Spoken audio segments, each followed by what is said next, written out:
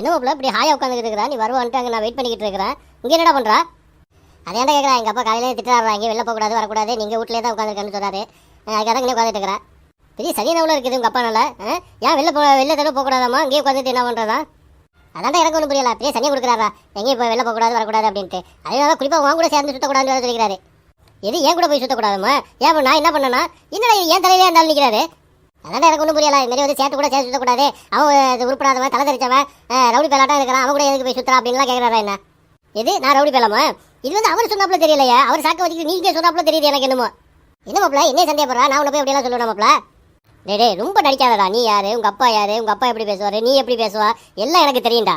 சரி சரி, அது தொலைஞ்சு போதே. இப்போ இங்கே போகணுமே, அதுக்கு ஏதாவது வழி பண்ணு. என்ன பண்ணலாம் அண்ணா? ஆரிப்பண்ணா என்னப்பா? எங்கே இப்படி போறியா? கடத்தலுக்கு போகிறேன். ஏன்? சரி கடத்தலுக்கு போகிறலாம் இருக்கட்டும், எங்களுக்காக ஒரு உதவி செய்யலாம். உங்களுக்கு உதவி செய்யறதுக்கெல்லாம் எனக்கு நேரம் கிடையாது.